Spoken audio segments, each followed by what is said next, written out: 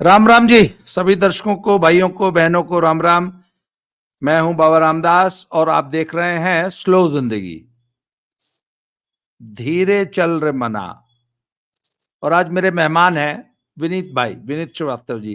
पहले 2 वीडियो इनके साथ बनाई तो इनको हमने चुप करा के रखा और खाली मैं बोलता रहा। आज ये सिर्फ ये बोलेंगे, मैं खाली सुनूंगा। विनीत भाई राम राम। राम राम बाबा जी, और राम राम आप सभी दर्शकों को भी। विनीत भाई एक बात बताइए, युवा पीढ़ी जब पढ़ लिख जा रही है, प्रोफेशनल्स की बात कर रहा हूं, बिल्कुल। उनकी मजबूरी हो जा रही है गुरुग्राम, गुड़गांव, नोएडा, बेंगलोर, पुणे या विदेश, मुंबई, दिल्ली, हैदराबाद, है ना, जी। ऐसे स्टेशंस पे जाके नौकरियां करना। बड़े मोटे मोटे पैकेज मिल रहे हैं युवाओं को। इसमें से ज्यादातर युवा बहुत ही humble, lower middle class, rural background से हैं ज्यादातर। बेशक क्यों? बेशक। क्योंकि शिक्षा तो अब सबके लिए सुलभ हो गई है और मिडिल मिडिल क्लास की जो एस्पायरेशंस हैं उनका कोई, वो तो अथाह है, उनका कोई और छोर तो है नहीं। और ये बिल्कुल तय बात है कि विद इन 10 ईयर्स अगर आपके पास एजुकेशन है और आपने उसका लाभ उठाया है, अगर आप एम्प्लॉयबल हैं मार्केट में, तो 5 साल के अंदर एक लोअर मिडिल क्लास बच्चे की लाइफ बदल जाती है, उसके पेरेंट्स की लाइफ बदल जाती है। पर जब जब लड़का घर से दूर, पहली जॉब, सबसे पहले तो घर से दूर तब हुआ जब वो प्रोफेशनल पढ़ाई पढ़ने के लिए medical college, engineering college, high college वहां से मतलब है अपने गांव से निकल के, शहर से, छोटे से कस्बे से निकल के पहले तो शहरी एक कॉलेज में गया। उसको जीवन, अच्छा हमारी अपब्रिंगिंग जो घरों में होती है middle class, lower middle class पे, वो बहुत ज्यादा कंट्रोल्ड है पेरेंट्स के द्वारा। बेशक। उसके बाद बच्चा जब पहली बार स्वतंत्र और स्वच्छंद दोनों होता है, तो जब वो पहली बार कॉलेज जाता है, वहां उसकी पहली मुलाकात सिगरेट और शराब से होती है। आज के जमाने में गर्लफ्रेंड से हो जाती है बहुत केसेस में। तो how does he adjust to the new life? उस वक्त उसका थॉट प्रोसेस क्या होता है, जरा ये बताइए। युवाओं के दृष्टिकोण से आज बात करेंगे। अच्छा, बहुत। ये मैं उस ऑडियंस के लिए, उस ऑडियंस को एड्रेस करके आज ये वीडियो बना रहा हूं जिनके बच्चे अब आगे पढ़ने जाएंगे या पढ़ने चले गए हैं या अब नौकरियां कर रहे हैं दिल्ली, बेंगलोर, पुणे में। जी। तो लेट अस रीड द युवा मन, जो यूथ का जो मन है ना, उसको आज उसकी पड़ताल करेंगे हम। बिल्कुल। मुझे ऐसा लगता है कि इस टॉपिक पे बोलने के लिए शायद मैं सबसे सर्वश्रेष्ठ आदमी हूं, जी क्योंकि जिन 6 बातों की को आपने जिक्र किया कि आप एक साधारण परिवार से निकले, फिर आप आगे कॉलेज में गए, या आपने आगे पढ़ाई की, पढ़ाई करने के बाद आपने बड़े शहरों में नौकरी की। जो सिगरेट शराब की लत है, सबसे पहले तो वहां पहुंचते हैं हम लोग। और दूसरा, लड़कियों के लिए, या लड़कियों के लिए, लड़कों के लिए भी आज के डेट में तो बहुत जम करके ये चीज दिखने को मिल रही है। सिगरेट एक तरह का पीयर प्रेशर है। ठीक। ज्यादातर लड़के, मैं अपने अनुभव से बताता हूं, जब जिस कॉलेज के जो पहले दिन रहते हैं ना, वो ऐसे हाथ रख करके कसम खा करके आए हुए रहते हैं कि मुझे जिंदगी में सिगरेट को हाथ नहीं लगाना है, मुझे शराब को हाथ नहीं लगाना है। ये सच्चाई है। वो मतलब अगर उनसे कोई पहले दिन पूछे, जब वो 12th में है, अगर 12th में सिगरेट नहीं पी रहे हैं, मैं, हालांकि स्थितियां बदल गई हैं, जब मैं कॉलेज में था तब से अभी तो मैं सिगरेट की दुकानों पे 10वीं के नीचे के बच्चों को भी देख रहा हूं। बिहार में तो 6ठी 7वीं के बच्चों को गांजा पीते हुए देख रहा हूं, तो वो एक अलग ही दौर आ गया है। लेकिन फिर भी ज्यादातर बच्चे साधारण घरों से आने वाले कसम खाकर के आए रहते हैं कि हमें सिगरेट नहीं पीनी है, या वो नहीं पीते हैं। जो पहला जो 5-6 महीना है उसमें कुछ सीनियर्स ऐसे मिल जाएंगे। सबसे पहले तो सीनियर्स मिलते हैं, अरे पीना क्या हो रहा है, हम भी तो पी रहे हैं, ये दिस इज वेरी रियलिटी। कुछ अपने बैचमेट्स ऐसे मिल जाएंगे जिनको दिन में 24 घंटे सिगरेट पीते हुए देखेंगे, और वो एक पीयर प्रेशर बन जाता है। Cigarette gives you style. एक पुरानी फिल्मों से, नई फिल्मों से भी, आजकल तो खैर सेंसर बोर्ड ने बहुत हद तक बैन कर रखा है, पर पुरानी फिल्मों को देखेंगे तो उसमें सिगरेट पीना स्टाइल था। साउथ इंडिया में रजनीकांत की सारी मूवीज में वो स्टाइल से सिगरेट पीते थे, तो ये कूल बनने का चलन हो जाता है। शराब पहली बार कोई लड़का पीता है 2 केसेस में, वो भी दोस्तों का ही पीयर प्रेशर होता है। कुछ अच्छा हुआ फर्स्ट ईयर में, क्या अच्छा होगा, तो आज किसी लड़की ने मुझे अपना नंबर दे दिया, इससे ज्यादा कुछ नहीं होता है। या कुछ बुरा हुआ कि मैं फेल कर गया, अब उस दिन क्या करें, तो भैया लोग तो शराब पीते हैं जिस दिन वो फेल कर जाते हैं, हम भी शराब लाएंगे, या किसी भैया ने ही पिला दी। तो ये जो पीयर प्रेशर का कॉन्सेप्ट है, सबसे पहले तो सिगरेट शराब यहां से चालू होती है। और ये चीजें कूल लगती हैं इसलिए क्योंकि हम अपने आसपास के शराब सोसाइटी में देखते हैं कि सबसे पहले तो फिल्मों का प्रभाव है, टेलीविजन का प्रभाव है, उसके अलावा जो भी सोसाइटी में थोड़े बड़े लेवल पे हैं वो लगातार दिखते रहते हैं। लड़के वो भी देख करके आए हुए रहते हैं कि लोग शराब पी करके नाली में गिरे हुए हैं, और उसको भी देख करके आए रहते हैं कि पड़ोस के सिंह साहब हैं और आर्मी से रिटायर्ड हैं, वो डेली शाम को 2 पैग लगाते हैं, अरे वाह क्या जिंदगी है इनकी। तो ये चीजें सबकॉन्शियस माइंड में रहती है कि भैया सिंह साहब पीते हैं तो हम भी पी सकते हैं। या फिर कभी कभी क्या वो सीनियर हैं, उन्होंने पिया इस गम को मिटाने के लिए, पता नहीं कौन सा गम होता है, उस दौर में मेरे अंदर भी बहुत सारे गम रहे होंगे, लेकिन कोई गम रहता है जिसको मिटाने के लिए। तो ये एक तो पीयर प्रेशर है, और दूसरा है कि जो कुछ हालात ऐसे होते चले जाते हैं कि लोग इनकी तरफ मुड़ते चले जाते हैं। निजी तौर पे कहूं ना, तो ये दोनों नशे भी जो हैं एक बार मान्य है। एक बार मान्य लेता हूं मैं कि चलो ठीक है, इंजीनियरिंग कॉलेज में हो, तुम पढ़ रहे हो, मेडिकल कॉलेज में हो, कर रहे हो सब। इनसे भी बुरा नशा है कि जो अपोजिट जेंडर का नशा इनको लगता है। और वो अगर कोई लड़का पहले 6 महीने बच गया, समहाउ उसको कोई लड़की दिखेगी, अरे बड़ी अच्छी लगती है, उस लड़की ने 2 बार बातें कर ली, अब वो लड़की भाव नहीं दे रही है, अब इस लड़की से बचा कैसे जाए, बहुत टेंशन है जीवन में, तो चलो सिगरेट फूंक लेते हैं। सिगरेट फूंकने से क्या होता है, सिर्फ शरीर को नुकसान है, मेरे से बेहतर कोई नहीं बता सकता है इस चीज को। जो लोग मुझे निजी तौर पे जानते हैं वो जानते हैं कि शायद इन सारी चीजों का सबसे बड़ा मतलब, मेरी जेब अब भी टटोली जाए तो पैकेट मिल जाएगा, ठीक है।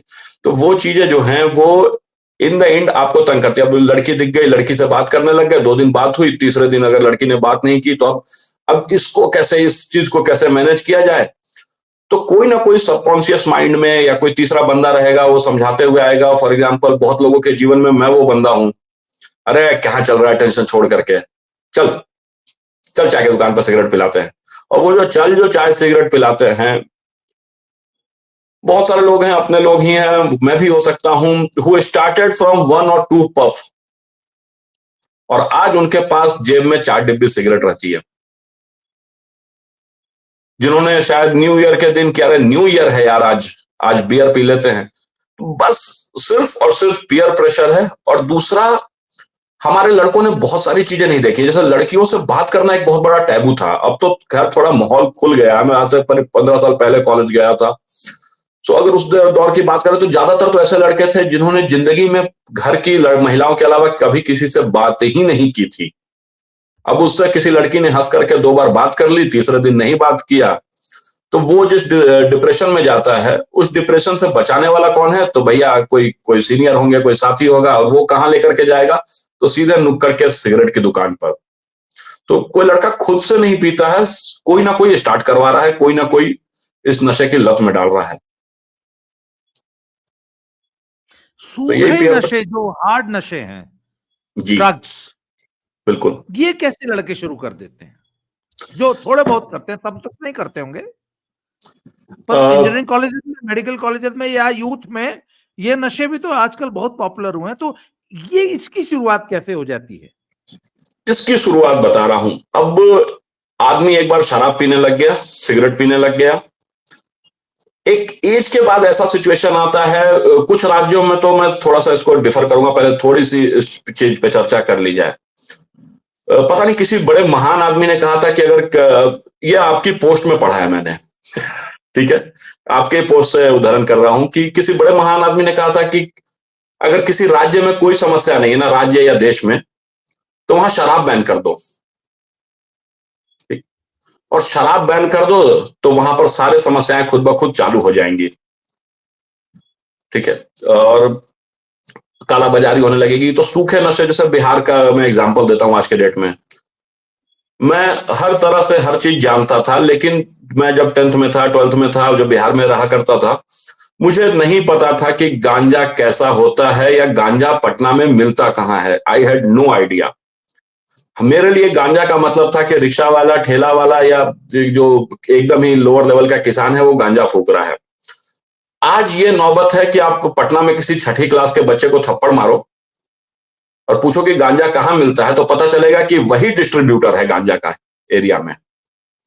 तो कुछ राज्यों में जहां ये बंदी हुई, वहां तो लोग अपने से बड़ों को देख करके लड़कों ने खुद ही गांजा पीना चालू कर दिया। गांजा से अफीम पे गए, अफीम से और भी चीजें आती हैं उसके ऊपर। फिर उसके बाद एक लेवल आता है कि एलएसडी लेने लग गए, स्मैक लेने लग गए, हीरोइन लेने लग गए। जो कॉलेजेस की बात आ रही है, तो कॉलेजेस में क्या हो रहा है कि शराब के नशे के साथ एक दिक्कत है। दिक्कत क्या है कि आप स्टार्ट करते हो 2 पैग, और 2 पैग में ना पहले दिन जब आप पहला घूंट लेते हो तो आप, अरे बाप रे बाप क्या कड़वा चीज है। आई रिमेम्बर, मेरा एक फ्रेंड है, यूपी पीसीएस ऑफिसर है वो आज के डेट में। उसको जब किसी ने पहली बियर, किसी ने क्या, मैंने ही पहली बियर पिलाई, वो पी नहीं पाया तो कहता है भाई इसमें चीनी डाल दें क्या ठीक मतलब ये उसका एग्जैक्ट स्टेटमेंट था। 17-18 साल की उम्र रही होगी हम लोगों की, और उसकी के लिए स्पेशली खरीद के लाया था कि आज चल तुझे पिलाओ। उसका भी भाई गर्लफ्रेंड वाला ही लफड़ा था। वो आज डेली शाम को बैठता है और कहता है कि एक बोतल कर निपटा जाने के बाद, एक पूरी बोतल में 750 ml शराब होती है इंडिया में आमतौर पे। 750 ml को पीने के लिए आप कम से कम उसमें 2 लीटर पानी मिला रहे हो या और कुछ मिला रहे हो। 3.5 लीटर पानी पी जाने के बाद वो 1-8 किलो कुछ खाना खा जाता है और कहता है कि भाई नशा नहीं हो रहा है। अब इसमें कोई बहुत महान शख्स आएंगे जो इन लोगों से भी ऊपर थे, वो कहेंगे कि अरे ये सब क्या ले रहे हो, सूखा नशा लो। शुरुआत गांजे से हो सकती है, स्मैक से हो सकती है, हेरोइन से हो सकती है, और वही फिर कोई ना कोई एक लैडर देता है कि भाई ऐसे सीढ़ियां चढ़ सकते हैं, और वो मिलता जाता है। कहीं ना कहीं एक बार ना एक लिमिटेशन आ जाती है कि अब शराब भी किक नहीं दे रही है, अब सिगरेट भी किक नहीं दे रही है, तो आप अगली चीज क्या ढूंढते हो कि जो इससे बेहतर किक दे। और वो किक यूजुअली कोई ना कोई बता देता है कि अरे यार एक बार ट्राई तो कर, एक फूक तो लेकर के देख। वही फिर से वापस वही सर्किल चालू होता है सिगरेट वाला कि एक फूक तो ले, और वहां से फिर चीजें बदलती जाती हैं। अभी रिसेंटली मैं बता रहा हूं, दुनिया में 4 बड़ी कंपनियां कहलाती हैं टॉप 4। उसमें मेरा एक फ्रेंड है, उसने पूरे कॉलेज के जमाने में मैंने कभी उसको कुछ करते हुए नहीं देखा। मे बी समटाइम्स शराब पी ली हो तो अलग चीज है, सिगरेट तो नहीं पीता था। बट एक टाइम आया, अभी मैं हाल फिलहाल में गया हुआ था दिल्ली में रह रहा था, वो गया हुआ था वहां उत्तराखंड।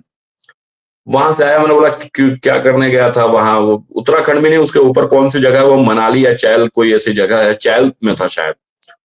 बोला भाई कतई मजा आ गया, ये आ गया। उन्हें क्या किया क्या? तो बोला अरे जो माल वहां मिल रहा है वो तो कहीं नहीं मिल रहा है, ओरिजिनल तो इंडिया में खाली हिमाचल में है। और उस बंदे ने कभी नहीं। तो फिर मैंने उसके पीछे, और भी उसके साथ मेरे कुछ दोस्त वगैरह हैं, मैंने उससे पूछा कि पुलिस को सब सिखा रहा है कि ड्रग्स लेना है। तो भैया उसको पता चला कि उसके खुद के बड़े भैया लेते थे।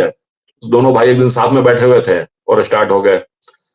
उससे भी जब दिल नहीं भरा तो इंजेक्शन लेने लगे।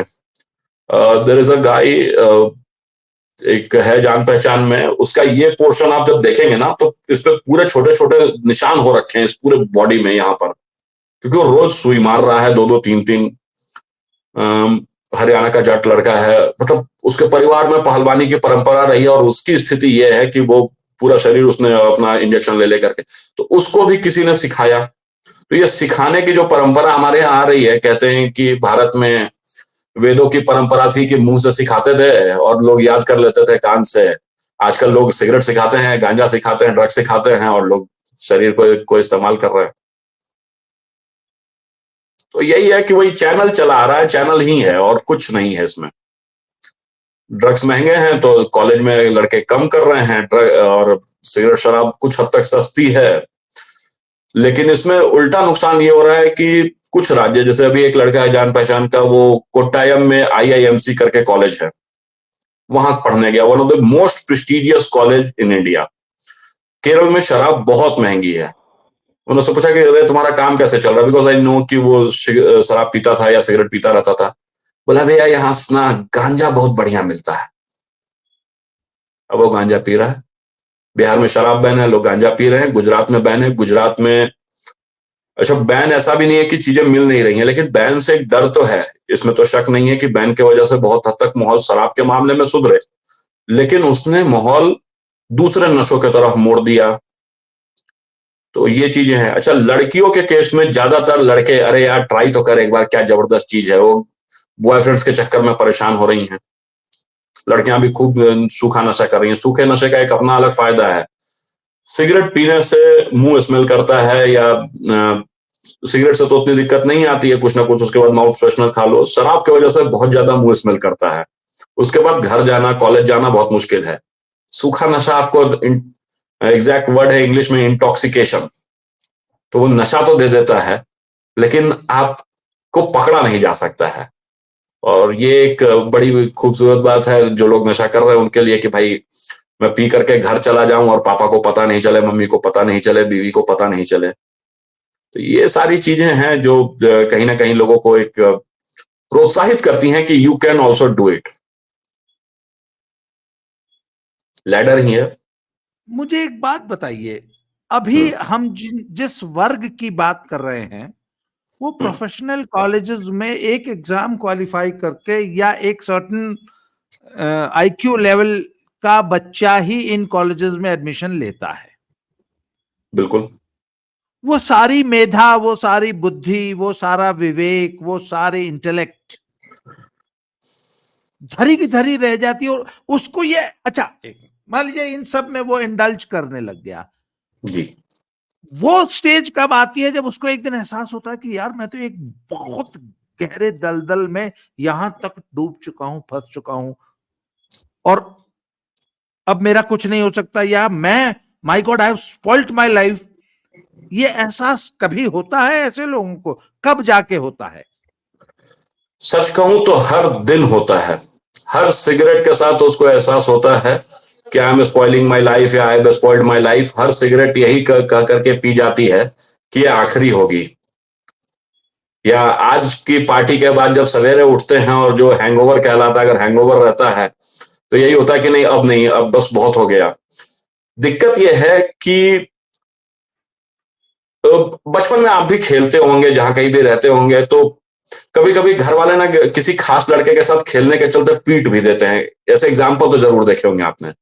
हाँ हाँ। आदमी को उसी दोस्त के साथ खेलना होता है अगले दिन। साइंटिफिकली प्रूवन फैक्ट है कि निकोटीन जो है वो शरीर के अंदर पहले से रहता है, काइंड ऑफ डीएक्टिवेटेड। मैं बायोलॉजी का स्टूडेंट नहीं रहा हूं तो मैं जितना समझा पाऊंगा इसको, इस चीज को, मैंने इस पर पढ़ाई की है 2-3 बार।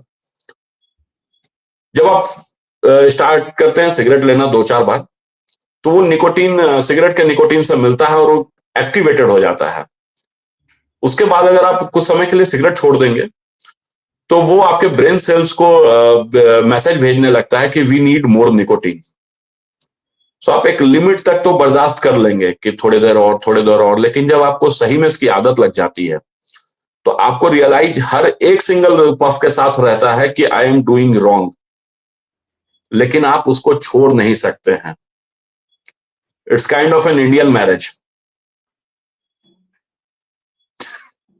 कि जो पत्नियां हैं उनको पता रहता है कि उनके हस्बैंड एकदम आवारा हैं, लेकिन अब वो धार्मिक रीतियों से बंधी हुई हैं, सामाजिक बंधनों से बंधी हुई हैं, इकोनॉमिकल रीजन से बंधी हुई हैं, तो छोड़ नहीं सकती हैं। सिमिलरली सिगरेट, शराब के वजह से जो लोग ग्रसित हैं, वो चाहते हैं, वो डेली चाहते हैं। आप किसी भी शराबी से बात कीजिए, सिगरेट वाले से बात कीजिए, ड्रग्स के नशे वाले से बात कीजिए, उसको रियलाइज है, ऐसा नहीं है कि उसको रियलाइज नहीं है। He can't leave it. बहुत ही अच्छा, कुछ लोगों ने कोशिश की, मैं मेरे सर्कल में हैं जो कोशिश करते हैं। देयर आर पीपल जिन्होंने एक एक साल तक छोड़ दिया, एक साल तक नहीं पिया, फिर कुछ हो गया।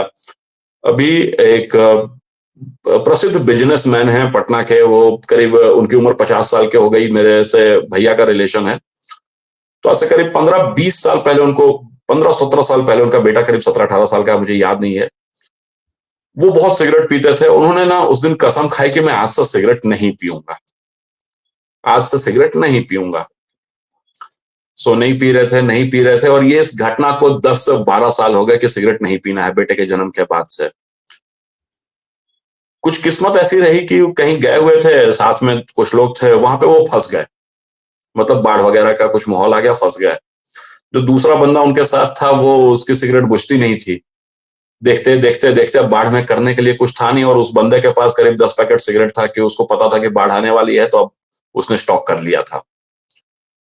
एक आध बढ़ाई गई, और भैया आज के डेट में फिर से अपने वो 20 साल पुराने वाले रूप में सिगरेट फूंक रहे हैं। तो इवन आफ्टर 20 ईयर्स, हम लोग क्या कहते थे ना कि कुत्ता काट लेता है तो आदमी 12 साल के बाद भी भौ भौ करके अचानक से एक रात मर जाता है। ये कहावतें हैं इस तरह की कि अगर आपको कुत्ता काट लिया, आज नहीं हुआ, तो 12 साल 14 साल के बाद भी आप मर सकते हो कुत्ता काटने के बाद। सिगरेट, शराब वैसी है कि अगर आपने छोड़ने की भी कोशिश कर दी कि नहीं, I have to stop this, कोई एक दिन आपने वापस स्टार्ट किया किसी भी कारण से, और वो फिर से वो चैनल स्टार्ट हो जाएगा कि नहीं नहीं यार, उस दिन तो पी ही लिया ना, कसम टूट गई, या उस दिन पिया तो मेरा क्या बिगड़ा, और वो चैनल चलता रहेगा। तो रियलाइजेशन इज ऑलवेज देयर, लेकिन दो चीज है कि एक तो मुझे रियलाइज है, और दूसरी चीज ये है कि मेरा आग्रह कितना है उसके प्रति, मेरा प्रेम कितना है सिगरेट के प्रति। तो हमेशा वो प्रेम जो है ना, उस वास्तविकता से ज्यादा रहता है, और आदमी छोड़ नहीं पाता है। अच्छा, मुझे एक चीज बताइए, एक ऐसा व्यक्ति है जो कि ये तीनों नशे कर रहा है, सिगरेट भी, शराब भी और सूखे नशे भी, मान लीजिए, और अच्छे या बड़े पैकेज की नौकरी भी कर रहा है। जी। अब उसको शादी करनी है, और वो जानता है कि मैं हार्ड ड्रग्स, सूखा नशा करता हूं, आई एम एन एडिक्ट, या आई एम एन अल्कोहलिक। फिर जब उसके सामने शादी के प्रस्ताव आते हैं, या अभी शादी हुई नहीं है, क्या वो शादी से डरता है? उसका नजरिया शादी और परिवार और पेरेंट्स के प्रति क्या हो जाता है? The one who has become an addict, जो एडिक्ट है, वो ज्यादातर केसेस में शादी से डरता है। वो नहीं चाहता है कि कोई उसके ऊपर रोक टोक लगाए, क्योंकि जो हमने सबसे शुरू में बात की कि वो अब अपने माता पिता से स्वच्छंद है। माँ बाप कहीं पटना में पढ़े हुए हैं, बनारस में पढ़े हुए हैं, और वो रह रहा है गुड़गांव में, चाहे अमेरिका में। तो वो स्वच्छंद है, तो उसको डर नहीं लगता है, वो आराम से अपना सिगरेट पी रहा है, गांजा पी रहा है, जो भी पीने की इच्छा है वो पी रहा है।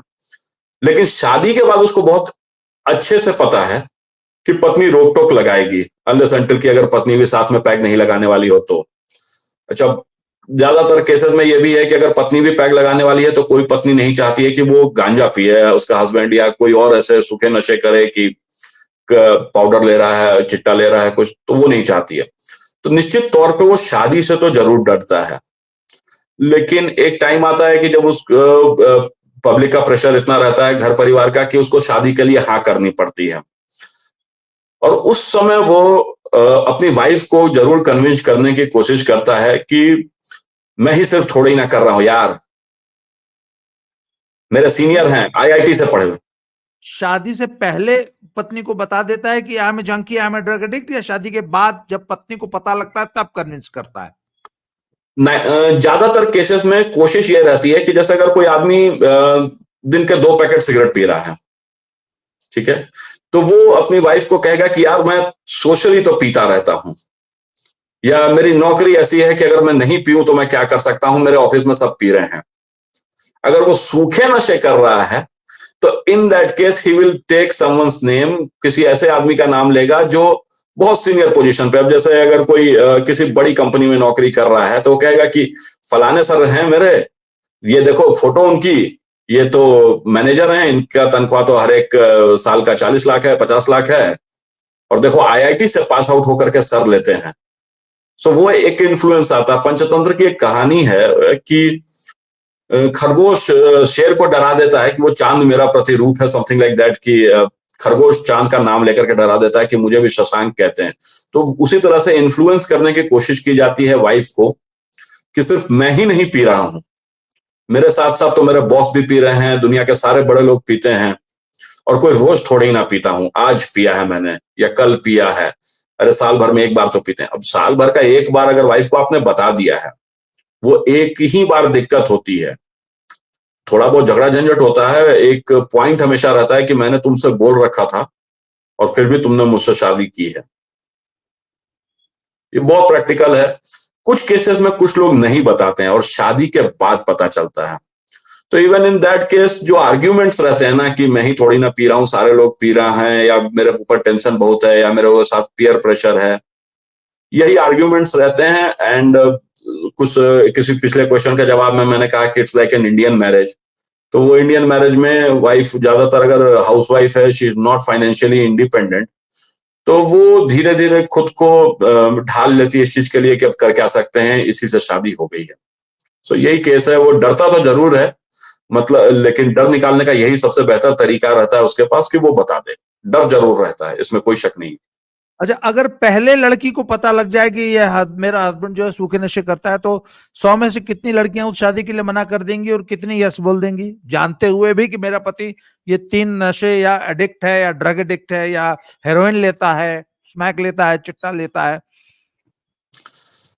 सर इसका जवाब जो है ना, वो सबसे पहले तो देखिए 100 में से कितने लड़कियां वाली बात से पहले कि ज्यादातर लड़कियां किस बैकग्राउंड से आ रही हैं।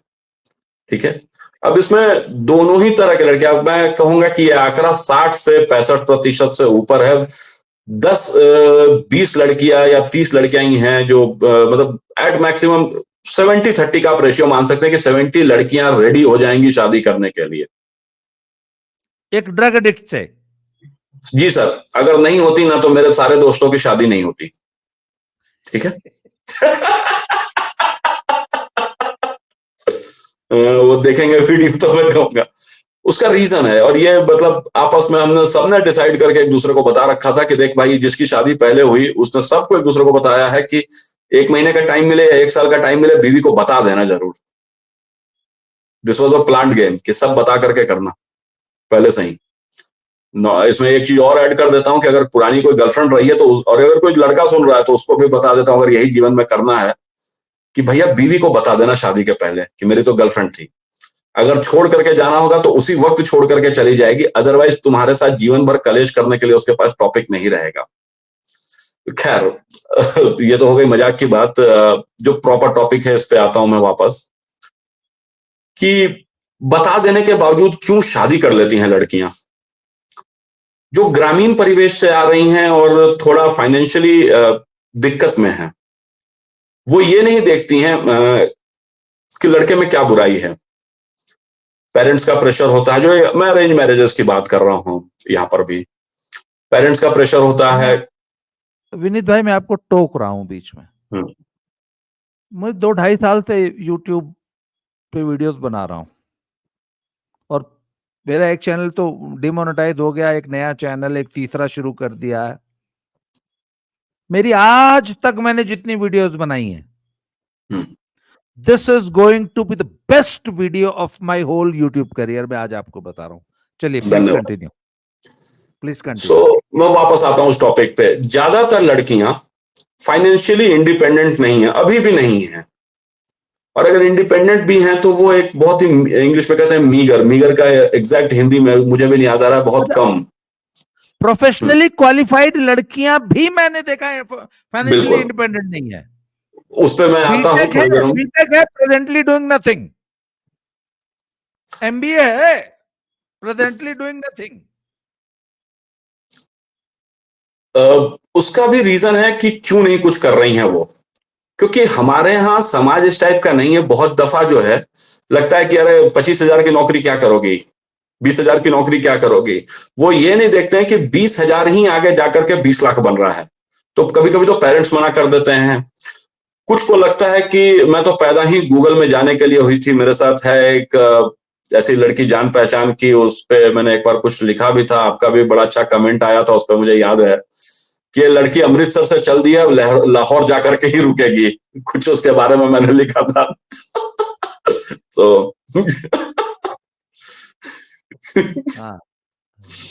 तो इन लोगों को लगता है ना कि हम गूगल से नीचे तो बात नहीं करेंगे, माइक्रोसॉफ्ट से नीचे बात नहीं करेंगे। तो इनका तो फाइनेंशियली इंडिपेंडेंट नहीं होने का कारण है कि ये जिस परिवेश से आ रही है कि या तो हम एकदम ऊपर ही जाएंगे और नहीं तो फिर 20,000 की नौकरी क्या करें, या कभी कभी पेरेंट्स बाहर नहीं जाने देते हैं, पढ़ने के लिए तो जाने दिया, दूसरे चीजों के लिए नहीं जाने दिया, तो वो थोड़ी सी दिक्कत आती है। लेकिन अगर वापस से शादी वाले टॉपिक पर आता हूं मैं, ये कहना कि जो ग्रामीण परिवेश की लड़कियां हैं फाइनेंशियली इंडिपेंडेंट नहीं है, शहरी क्षेत्रों की भी लड़कियां फाइनेंशियली इंडिपेंडेंट नहीं है, तो उनको ये नहीं दिखता है कि ये शराबी है, पता रहते हुए भी। सिंस वो ड्रग एडिक्ट नहीं पता रहता, एडिक्ट कहना बड़ा मुश्किल काम है, एडिक्ट नहीं बताया जाता है, बताया जाता है कि कभी कभार ले लिया है, कुछ भी नशा भी। अरे सिगरेट शराब तो डेली पीता हूं, तो तुम क्या समझोगी, मैंने तो एलएसडी भी लिया हुआ है, मैंने तो स्नेक बाइट भी लिया हुआ है, मैंने तो जेस्टर ऑयल भी लिया है, मैंने तो सीबीडी ऑयल भी लिया है, ठीक है, चिट्ठा लिया है। नहीं नहीं, रोज नहीं लेता हूं, बट हाँ लिया है, ट्राई किया है, जिंदगी में सब ट्राई करना चाहिए।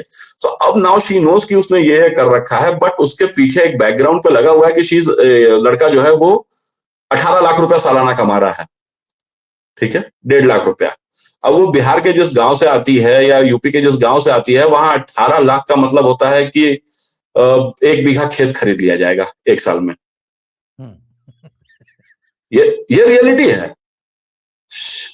तो अब वो ना नहीं बोल पाती। अच्छा, पेरेंट्स का प्रेशर होता है, वो क्या बोलेगी कि अब उसने 4 दिन लड़के से बात कर ली है और उसके बाद वो बोले कि नहीं पापा हम ये नहीं कर सकते हैं, या वो तो ड्रग्स लेते हैं, वो बोलना भी नहीं चाहती है। अच्छा, लड़कियां इमोशन फूल नहीं है, वो इमोशनल फूल हैं। बहुत मैं फेमिनिस्टों से माफी मांगूंगा, लेकिन ये सच्चाई है। वो अपनी ही दुनिया में जी रही हैं कि अरे मैं सुधार दूंगी, उसका बाप उसको नहीं सुधार पाया, तुम सुधार दोगी, ठीक है। तो वो वैसी लड़कियां तो दिक्कत में आती है। जो फाइनेंशियली इंडिपेंडेंट लड़कियां हैं वो इन्हीं के बीच जी खा रही हैं।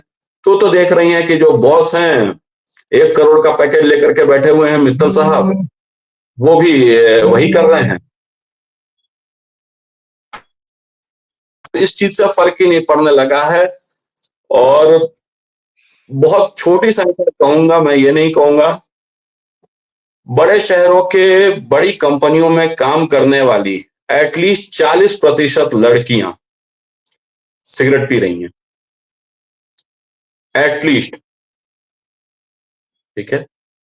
करीब करीब 40% लड़कियां सिगरेट पी रही हैं, इससे कम का तो आंकड़ा नहीं है। अगर मैं सूखे नशे की बात करूं तो 10 से 15% लड़कियां खुद सूखे नशे की लपेट में हैं। जो जॉब्स कर रही हैं उनकी बात कर रहे हैं, जो जॉब्स कर रही है, जो बड़े शहरों में है, जॉब्स कर रही हैं। हाँ, जो इंजीनियरिंग जॉब्स में है, डॉक्टर जॉब में है। अभी चला गया छोटा भाई, अभी साथ में बैठा हुआ था। मैं अभी कुछ दिन अस्पताल में भर्ती था किसी कारणवश, और यहाँ नजदीक में जिस अस्पताल में भर्ती था, मैं 1-2 दिन वहां भर्ती था, फिर बाद में एक दूसरे अस्पताल में गया। जो पहले भर्ती था वो एक मेडिकल कॉलेज है, उसका अस्पताल था, और 15 अगस्त के दिन भर्ती होना पड़ा था, तो सबसे नजदीक वही था। वहां जो इंटर्न्स थी, 15 अगस्त के शाम को कम से कम 10 लड़कियां एक साथ गांजा फूक रही थी, मेडिकल स्टूडेंट्स, खुलेआम। सो उनको फर्क ही नहीं पड़ रहा, वो सिगरेट पी रही हैं। शराब का भी एक अच्छा खासा आंकड़ा है, शराब का आंकड़ा जो है सिगरेट से थोड़ा ही कम भी नहीं हो सकता है कि ज्यादा हो, क्योंकि सिगरेट, बहुत लड़कियां सिगरेट नहीं प्रेफर करती हैं लेकिन शराब प्रेफर करती हैं। तो जब वो खुद इसी माहौल में रह रही हैं, उनको कोई इशू नहीं है। तो बड़े शहरों की लड़कियों जैसे एक एकदम बड़ा आउटर टॉपिक पे चला जाऊंगा, शायद मुझे नहीं बोलना चाहिए आजकल, जो मैं एग्जैक्ट वर्ड भी नहीं लूंगा कि ताकि यूट्यूब कुछ इसको डिमोनेटाइज वगैरह करे। आजकल दो धर्मों के लड़के लड़कियों में शादियां हो जाती हैं, ठीक है। तो उसमें ना बड़ा हम लोगों को अजीब लगता है जब मेरे जैसे परिवारों में अगर कहीं ऐसी घटना घट गई तो। लेकिन जब ऊपर लेवल में ये घटना घटती है ना कि अब शाहरुख खान के बेटे ने किसी हिंदू लड़की से शादी कर ली, या किसी हिंदू एक्टर ने किसी मुस्लिम लड़की के से शादी कर ली, तो वो हम लोगों को पता होता है कि यार उनके बीच में यही चल रहा है। सिमिलरली जो इस टाइप के बड़े पैकेजेस पे जो लड़कियां हैं ना, वो इस चीज से एकदम हाव भाव है कि हाँ ठीक है यार, पी रहे हैं, हम भी पी रहे हैं, तुम भी पियो। आप नोएडा के, मेरे पास कुछ पर्सनल वीडियोस होंगे, मैं आपको पर्सनली भेज दूंगा। मेरा एक फ्रेंड नोएडा में पीजी चलाता है, गर्ल्स पीजी। हर एक सिंगल कमरे में से सिगरेट का धुआं आता रहता है, हर एक सिंगल कमरे से एटलीस्ट सिंगल से सिगरेट तो आता ही रहता है। एक और नशा, जो नशा नहीं है वो नशा भी है, शीशे का नशा चला है, शायद आपने देखा होगा। जैसे हुक्का हुआ करता था वैसे शीशा होता है। शीशे का नशा लड़कियां खूब करती हैं। वो क्या होता है? जो हम लोगों के यहाँ पहले हुक्का होता था, तो हुक्के में तंबाकू नशा होता था। शीशा क्या होता है कि हुक्के के स्टाइल में ही बना रहता है शीशे का, हाँ, उसके अंदर पानी वो तो भरा हुआ लिक्विड रहता है। है, और ऊपर में एक फ्लेवर्ड मसाला रख दिया जाता है। उसके बाद अल्युमिनियम फॉइल से ढक करके उसके ऊपर एक जलता कोयला जला देते हैं और उसका धुआं लेते हैं। वो हुक्का बार टाइप की बात कर रहे हैं आप? हाँ, वो हुक्का बार टाइप की चीज, तो वो चीजें लड़कियों के पास घर में पड़ी हुई हैं। अगर लड़कों के घरों पर सिगरेट और शराब पड़ा हुआ है, तो लड़कियों के रूम में हुक्का पड़ा हुआ है। एकदम कॉमन है। नोएडा में तो आपको लाइन से दिख जाएंगी, गुड़गांव में दिख जाएंगी। आप अभी मैं परसों यहाँ बैंगलोर में एमजी रोड गया हुआ था। एमजी रोड इंडिया के सबसे बड़े बार्स और पब्स का शहर होगा, मतलब शायद इसका टक्कर दिल्ली का जो वो एरिया है हौज खास वही दे पाए, और तो इवन मुंबई में अब इतने बार नहीं रहे जब से डांस बार्स बंद हो गए हैं। तो हर पब में जो भी लड़की खड़ी थी, शी वॉज अर्निंग गुड। वो देख करके पता चल जा रहा था कि लड़की इंजीनियर है, आईटी से है, और वो गई थी। और ऐसा भी नहीं था कि लड़कों के साथ ही थी, लड़कियों का ग्रुप था, 10-10 लड़कियों का ग्रुप, 4-4 लड़कियों का ग्रुप। तो वैसी जब आप एक बार खुद कुछ करने लगते हो तो फिर आपको कोई फर्क ही नहीं पड़ता है ना। मेरा खुद का अगर कैरेक्टर खराब हो जाए तो ज्यादातर केसेस में है कि फिर तो किसी और के कैरेक्टर पर मैं सवाल कैसे उठा सकता हूँ। तो जो ग्रामीण है वो अपने माँ बाप से डर रही है, वो फाइनेंशियली इंडिपेंडेंट नहीं है। मुझे एक चीज बताइए भाई, आपने एक प्रोफेशनल कॉलेज में पढ़ाई की और अब कॉर्पोरेट जॉब कर रहे हैं। पिछले लगभग पढ़ाई और जॉब मिला के आपके 15 साल हो गए कि नहीं अभी? लगभग लगभग लगभग क्या, ऑलमोस्ट 15 से थोड़े से ऊपर हो गए। तो पढ़ाई के 5 साल मान लेता हूं, 4-5 साल, और जॉब के 10 साल में जी। आपको ऐसे कितने लोग मिले जो किसी भी प्रकार के नशे से मुक्त थे? हैं ऐसे लोग, बहुत सारे ऐसे लोग हैं जो किसी भी प्रकार के नशे से मुक्त थे, एंड नहीं, ऑलमोस्ट मान लीजिए दिन भर में एक एक आध परसेंट। दो सिगरेट पी लेता हो तो उसको, एक आध दो सिगरेट वालों को माफ कर दीजिएगा। तब तो वैसी स्थिति में करीब करीब अगर पुरुषों की बात करूं तो 50 से 60% पुरुष टोटली मुक्त हैं अब भी, जो एक आध सिगरेट पी लेते हैं या महीने में। हाँ, एक आध सिगरेट पी ली या हफ्ते में कभी सोशलाइज करने के लिए हाँ, एक आध पैक ठीक लगा है, लिया। बिल्कुल। अल्कोहलिक्स नहीं होना चाहिए। हाँ, सोशल अल्कोहलिक्स ड्रिंकर, नहीं है। मान लीजिए सोशल ड्रिंकर और एक हाँ। आध दो सिगरेट मान लीजिए, हम्म, तो वैसी ऐसे संख्या लोग अभी कितने हैं? 50% से के आसपास तो जरूर हैं, ये लोग मुक्त हैं, इन चीजों से अब भी मुक्त हैं। लेकिन बाकी के जो बचे 50% हैं उसमें करीब 25 से 30% ऐसे लोग हैं जो लोग अगर पैसे नहीं आएंगे कल के डेट में तो घर का थरिया लोटा बेच देंगे, लेकिन शराब पिएंगे, सिगरेट पिएंगे। अल्कोहलिक, मतलब इसको तो मैं हाँ। अल्कोहलिक मानता हूँ, हाँ, अल्कोहलिक। एकदम proper proper alcoholic. This is a huge number. ये अगर ऑब्वियसली। आपका 50% यूथ ऐसा हो चुका है। अच्छा, मैं ना अब आपको थोड़ा सा पीछे ले चलता हूं। बिल्कुल। आप अभी 40 के नहीं हुए होंगे, मेरा अंदाजा है। नहीं, मैं 40 का नहीं हुआ, मैं 35 के आसपास हूँ, 35 36 का हूँ। आप मुझसे लगभग 25 साल छोटे हैं। जी बिल्कुल। एक जनरेशन छोटे हैं मुझसे आप। देखिए, मैं अपनी बताऊं कि मैं 15 साल की उम्र में पहली बार घर से बाहर निकल गया था, हॉस्टल में चला गया था, और उसके बाद 15 साल से लेकर फिर आज तक मैं अकेला रहा हूं। और मेरी संगत में एक से एक पियक्कड़। ड्रग्स उन दिनों हमारे जमाने में कोई बहुत ज्यादा थी नहीं, ड्रग्स की समझ मैनेज नहीं था, पर शराबी थे मेरे। जी। इसमें मैं अभी भी बोलूंगा कि अभी भी इंडिया में कुछ खास स्टेट्स को छोड़ दें तो अब भी ड्रग्स नहीं है, क्योंकि वो अवेलेबल ही नहीं है या इतने महंगे हैं कि वहां के लोग नहीं ले सकते हैं। ड्रग्स हैं, कुछ खास स्टेट्स में हैं। तो मेरी फ्रेंड सर्कल में बहुत एक से एक पियक्कड़ रहे हैं जीवन भर। मुझे याद है जब मैं 15 साल का था तब भी मेरे संगत में कुछ लोग ऐसे थे जो पीने वाले थे। फिर बाद में तो मान लीजिए नौकरी करने लग गए, बाहर घूमे दुनिया भर के। पर सर हमने पता नहीं ऐसा क्या था, मतलब भगवान ने ऐसी क्या, मतलब ऐसी क्या कृपा हुई कि हमने जीवन में कभी मतलब हाथ भी नहीं लगाया। एक बार मेरे एक दोस्त थे, वो दिल्ली में अकेले रहते थे, तो मैंने उस गिलास में पानी पी लिया जिसमें कि उन्होंने पिछली रात शराब पी थी। तो उन्होंने बताया, अरे यार वो एक गिलास है। अरे मैंने, साले तुमने हमारा धर्म भ्रष्ट कर दिया। मैंने मुंह जाके धोया था। उस वक्त मेरी उम्र थी करीब 22-24 साल, मैं तब की बात बता रहा हूं। खैर जब 25 साल बाद की जो जनरेशन, मतलब जब मैं 25 साल का था तो जो लड़के जब पैदा हुए थे वो आज आपकी जनरेशन है मान लीजिए, उसमें से 50% लोग जो हैं एडिक्ट्स हैं आज। बिल्कुल। अच्छा, अभी तो हम आम गरीब गुरबा की तो बात ही नहीं कर रहे हैं। आज हमारा सारा का सारा डिस्कशन प्रोफेशनली क्वालिफाइड और कम से कम 18 लाख पैकेज वालों के ऊपर या उससे ऊपर केंद्रित है। बिल्कुल। अच्छा, एक चीज और बताइए, चलिए अब थोड़ा सा विषयांतर, थोड़ा सा टॉपिक को चेंज करते हैं। जो ठीक ठाक लड़के हैं, सूफी लड़के हैं, गांव देहात से आते हैं, जो लोअर मिडिल क्लास से आते हैं, उनकी जब शादियां होती हैं, मान लीजिए उसको 20 लाख का पैकेज मिल चुका है लड़के को, और अब उसकी शादी हो रही है, तो पूर्वांचल, मान लीजिए हम पूर्वांचल या कुछ और कम्युनिटीज हैं वहां भी दहेज बहुत चलता है, पूर्वांचल में तो बहुत ज्यादा चलता है। बिल्कुल। तो इन लड़कों का मैरिज प्रपोजल्स जो आते हैं, अपनी पत्नी से क्या एक्सपेक्टेशंस होती हैं, what kind of girl do they want. देखिए, गर्लफ्रेंड की एक अलग परिकल्पना है, बेशक। पत्नी, मतलब वो आजकल, हमारे जमाने में तो कर नहीं था ये सब।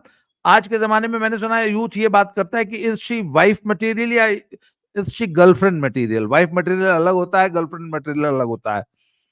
तो पहली बात तो वाइफ मटेरियल क्या है आज के जमाने में, और नंबर 1, नंबर 2, आज का यूथ जो खुद 20-25-50 लाख का पैकेज ले रहा है, क्या वो दहेज पे बिकता है, या अपने माँ बाप की जो दहेज की एस्पायरेशंस है, उनको लगता है कि हमारा लड़का मार्केट में सबसे ऊंचे दाम पे दहेज मैट्रिमनी मार्केट में बिकना चाहिए। तो जब उसके माँ बाप उसको दहेज के मार्केट में बेचने लगते हैं, तो लड़के का क्या एटीट्यूड होता है, जरा ये बताइए। लड़के का क्लियर एटीट्यूड यही होता है कि जितना ज्यादा दहेज मिल सके, अनलेस अंटिल कि उसका किसी से लव अफेयर ऐसा चल रहा है कि now he actually wants to get married. Otherwise वो यही चाहता है। ये एक तरह से ना बोस्ट करने वाली बात है अपने आप के बारे में ना, कितना मिला, तो हमको तो 25 लाख है, वो स्कॉर्पियो मिला है। ठीक। तो वो बोस्ट करना चाहिए, हमको तो बेंगलोर में फ्लैट ही खरीद दिया मेरा ससुराल वाला सब। तो ये तो बोस्ट करने वाली बात। अगर उसके लाइफ में कोई प्रॉपर लड़की नहीं है और उसका ढंग का जीवन है, पैसे हैं, चाहे वो कितना भी एडिक्टेड हो या कुछ भी हो, तो वो तो यही चाहता है कि जितना ज्यादा दहेज मिल सके। अच्छा, दहेज का एक और कारण है, अगर किसी को थोड़ा कम भी मिल रहा है, मैं तब की बात कर रहा हूं, हमारी शादियां बहुत खर्चीली हैं। जिस बेल्ट का आपने नाम लिया या बिहार का नाम लिया, मैं बिहार का नाम ले लेता हूं, इस बेल्ट में शादियां बहुत खर्चीली हैं। अगर लड़की वालों को तो खर्च है, जो दिख रहा है सो सामने दिख रहा है, इवन लड़के वालों को भी 10 लाख 15 लाख तो मिनिमम खर्चा करना पड़ता है। तो कहीं ना वो दिमाग में एक बार लगा रहता है कि यार मुझे दहेज लेना है, तो वो बाप के पैसे कैसे देंगे। शादियों का खर्चा थोड़ा तो कम होना चाहिए। ये एकदम ही अलग टॉपिक पे चला गया, मैं इस पे नहीं बोलना चाहिए था, लेकिन उसके वजह से भी वो दहेज लेना चाहता है, क्योंकि उसको पता है कि ये पैसे वो अपनी जेब से नहीं दे सकता है, उसके फादर के पास ये पैसे हैं नहीं, तो ये पैसे देगा कौन? तो लड़की का बाप। लड़की जिस दिन पैदा होती है हमारे बेल्ट में, चाहे आपके यहाँ पूर्वांचल हो या मेरे यहाँ बिहार हो या और भी जगह है, उस दिन से उसका बाप पैसे जोड़ना चालू कर देता है। तो ये तो माइंडसेट एकदम फिक्स है ना कि लेना है दहेज। ऑलमोस्ट जो लड़के मेरे जान पहचान में कुछ ऐसे लोग हैं जिन्होंने लव मैरिज की, लव मैरिज के बाद भी अगर प्रॉपर माँ बाप से बात करके शादी हुई है, तो ये स्थिति थी कि वो चाह रहे थे कि कुछ ना कुछ तो वो दे दें, लड़की वाले कुछ ना कुछ दे दें। इवन की नाराजगियां भी मैंने देखी अभी हाल फिलहाल में, कह रहे कुछ नहीं दिया, चलते वक्त वो कार तक नहीं दिया, हम 30 लाख के पैकेज पे हैं। तो ये तो हो गया कि सवाल का जवाब कि गर्लफ्रेंड का बाप नहीं दिया, गर्लफ्रेंड का बाप कार नहीं दिया। वो शादी मतलब बाकायदा बारात वारात जाकर के हुई थी, ठीक है। तो जब गर्लफ्रेंड के बाप से ऐसी गर्लफ्रेंड अपने पति को चप्पल से मारती नहीं है फिर? नहीं सर, गर्लफ्रेंड है वो तो खुली हुई थी पहले से। नहीं सर, इंस्टाग्राम पे तो अभी तीज गुजरा है, मैंने सबसे शानदार फोटो उसी की देखी होगी। ठीक है, तो ये तो व्हाट्सएप स्टेटस भी देखा था, बहुत शानदार फोटोज थे। तो लड़कियां भी चाहती है कि उनका बाप दहेज दे, किसी भी स्तर की लड़की ये चाह रही है कि उसका बाप दहेज दे। वो सामने से नहीं बोले, क्योंकि उसको भी अपना सोशल स्टेटस मेंटेन करना है, उसको दुनिया को दिखाना है कि मैं क्या लेकर के आई थी। वो एक हंगामा करके मूवी है, उसका डायलॉग है कि 3 डिक्की भर करके, 3 अम्बेसडर की डिक्की भर करके सोना लेकर के आई थी मैं। तो वो सबको सुनाना है।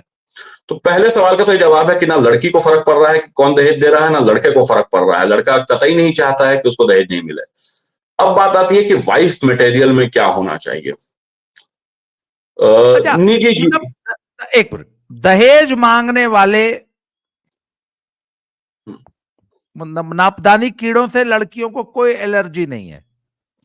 हम तो झूठा साले को, आज तक मैं तो इसी गलत में था कि दहेज मांगने वालों को तो लड़कियां बहुत नफरत करती होंगी। वो क्या कहते हैं उसको कि हाथी के दांत अलग दिखाने के और खाने के। इसका मतलब हमारे जैसे लोग जो दहेज नहीं लेते वो तो चूतिया कहलाते होंगे समाज में। खुद लड़कियां तो सर इसका जवाब ना मैं अपने शादी से देता हूं। मेरी शादी जब फिक्स हुई, ठीक है, सो कह सकते हैं कि kind of love cum arrange marriage ही है मेरी। लेकिन मेरे फादर की डेथ होने वाली थी, मतलब ये फिक्स था कि अब महीने 2 महीने बचेंगे, और उसमें मेरे घर पे प्रेशर था कि नहीं शादी करो शादी करो शादी करो। सो मैंने इस तरह से शादी की, ये बोल करके कि भाई जो फर्स्ट मुहूर्त होगा उसमें हम लोग शादी कर लेंगे, ठीक है। पापा कह रहे थे, पर अनफॉर्चुनेटली वो भी नहीं हो पाया। लेकिन अगर कोई मुझसे भी पूछेगा ना कि अगर ऐसी सिचुएशन नहीं रहती तो क्या तुम दहेज एक्सपेक्ट करते, तो हाँ करता, क्योंकि ये सोशल नॉर्म्स हैं हम लोगों के यहाँ, और इसमें कतई कोई बुरा नहीं। अभी मेरे किसी अपने की शादी हुई कि उसकी शादी और मेरी शादी लगभग आसपास में ही हुई है। उसने नवंबर में शादी की, मैंने अगले साल अप्रैल में शादी की, और लगभग एक ही समय पे दोनों का फिक्स हुआ था। सो मेरे एंगेजमेंट में कुछ ढंग के पैसे मिले, मतलब जो आशीर्वादी मिलती है, दहेज नहीं आशीर्वादी, उसका जो तिलक चढ़ा उसमें थोड़ा कम पैसे मिले, मतलब नहीं मिलना था। उसका भी लव मैरिज टाइप से ही था। तो पीपल वर सेइंग, जो फैमिली मेंबर्स हैं, कि इससे ज्यादा तो विनीतवा को एंगेजमेंट में मिल गया था, और इस बात से किसी को कोई नाराजगी नहीं है, किसी को कोई तकलीफ नहीं है। अगर तकलीफ होती तो मेरी छोटी बहन एक बार कंप्लेन करती ना, मेरी ममेरी बहनें कंप्लेन करती, मेरे चचेरे बहनें कंप्लेन करती, लड़की वालों की तरफ से लोग कंप्लेन करते। लड़की खुद कुछ नहीं बोल सकती, लड़की की भतीजी तो कुछ बोल सकती थी, किसी ने कोई कंप्लेन नहीं किया। लड़की ने आज तक कोई कंप्लेन नहीं किया।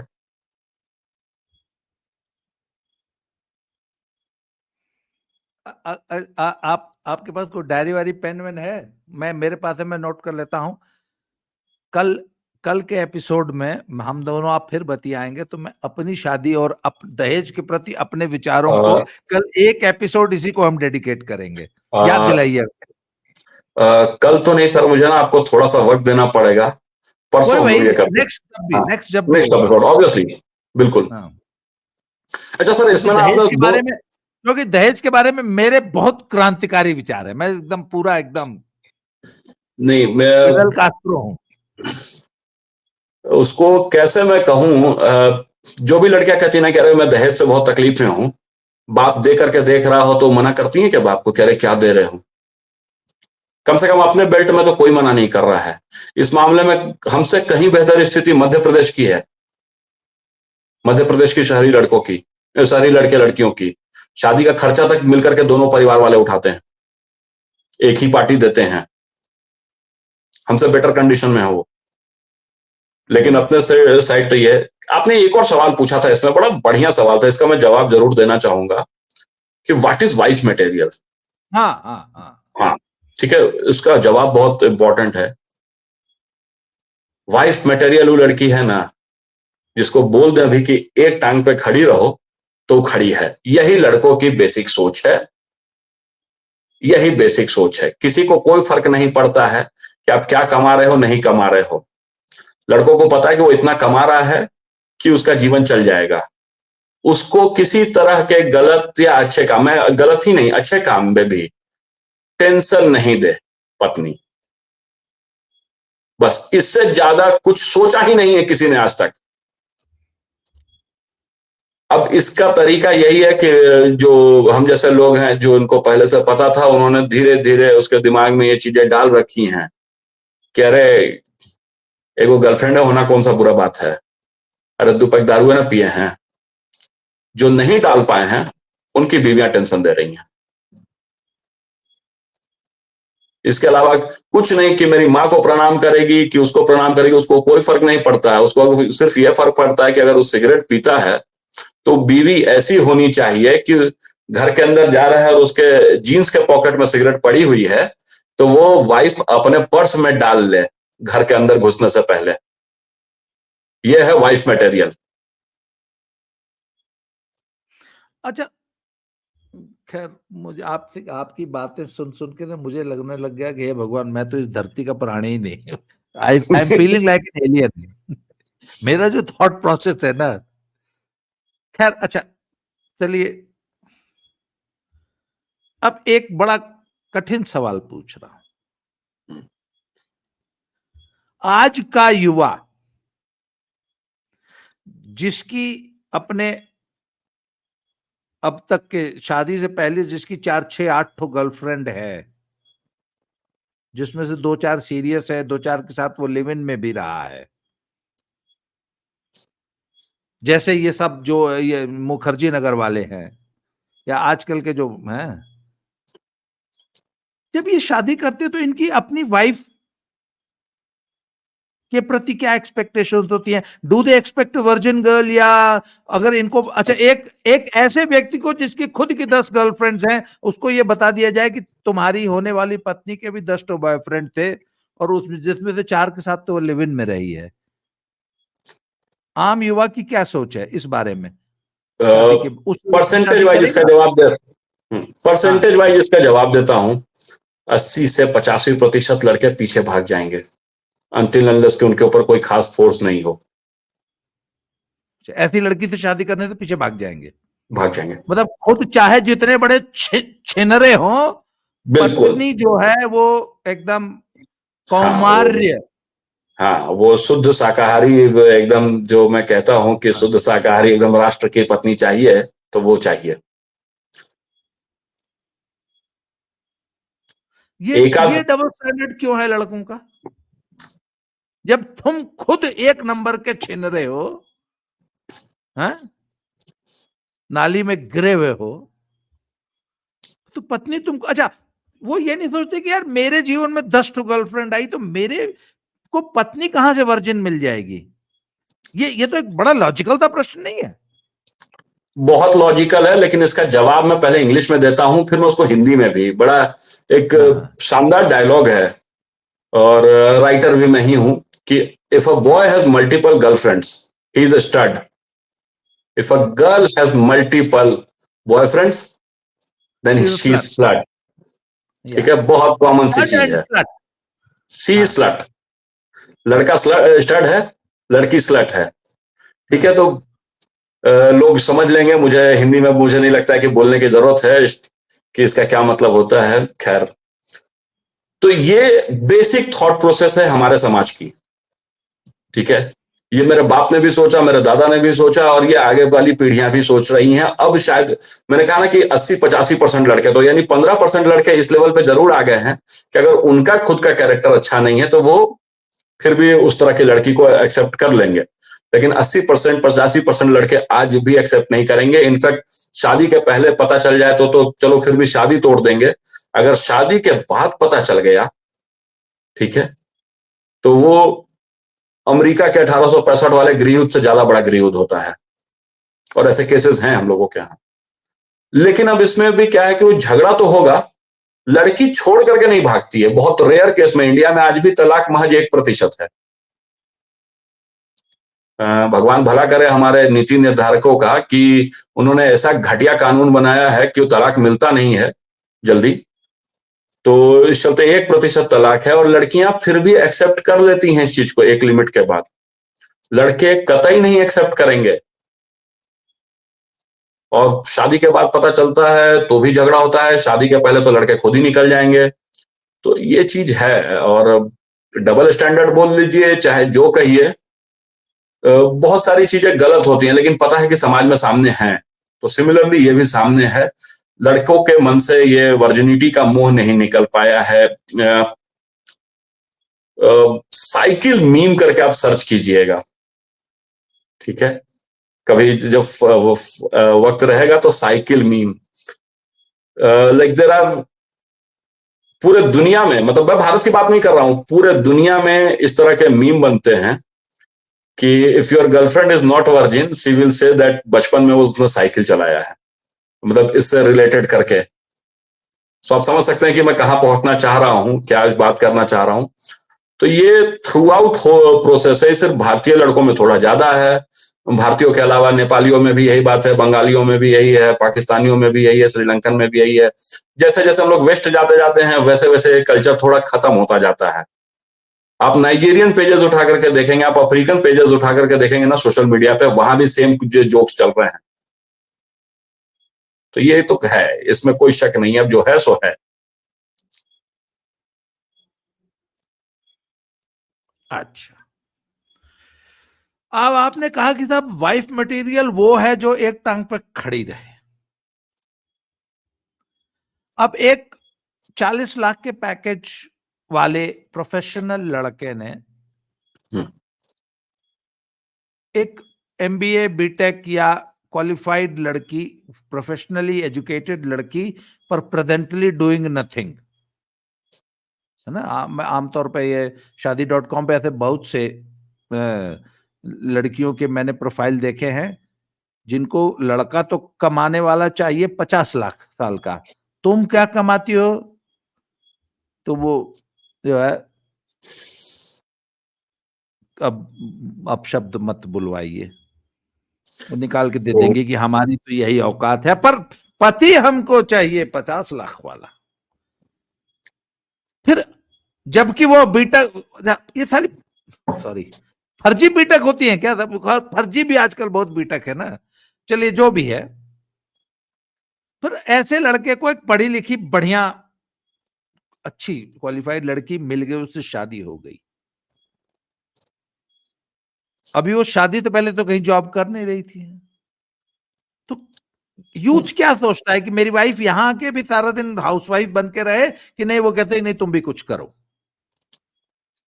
अब इसका एक एग्जांपल देता हूं। पहली चीज जो सर आपने फर्जी की बात की ना, they are educated from proper college, but they are not employable.